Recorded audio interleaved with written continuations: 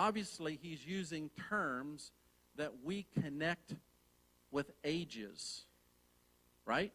We think a child is young man, young woman, think teenager, young adults. Fathers, we think, late 20s, 30s on up to, so we think in terms of age. But in the kingdom, actually, you can't go with natural ages. For instance, maybe somebody is sick in stage 4 cancer or something, and a 60-year-old pastor may not have the faith to pray for that person to be healed that a 12-year-old child would have and see that person healed. See, that's what you got to throw age out of this thing. But it's really a category of learning. Now, here, let me either clear up or confuse you even more. There's really 5 areas in our life that we manage. We manage spiritually, we manage emotionally, we manage physically. One is our personal life. Who you are when nobody else is around. We manage that. Second is our relational life. How we relate to our spouse, or how we relate to our kids, or how we relate to our friends. Third is our social life. How we honor God in our social life. Fourth is our financial life, our finances. How we honor God, how we manage our finances. Fifth is our vocation.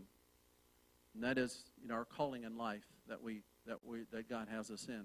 5 different areas that we go through life, and we need to manage spiritually, we need to manage emotionally, we need to manage physically. Now, here's what I'm coming to, is that you can be a father in one area and be a child in another. You could be a father perhaps in your personal life and your finances a wreck.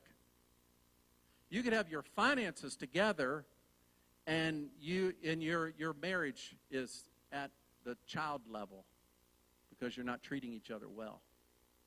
Is that helpful or confusing?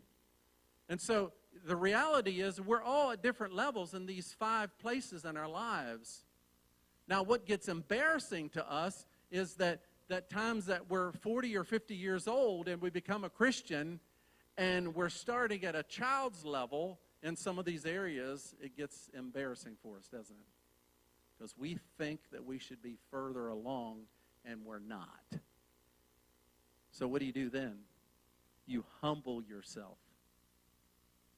And what does the scripture say about being humble? He says he gives grace to the humble, but he opposes the proud. I should have learned this by now. Well, you haven't, and you aren't. You don't.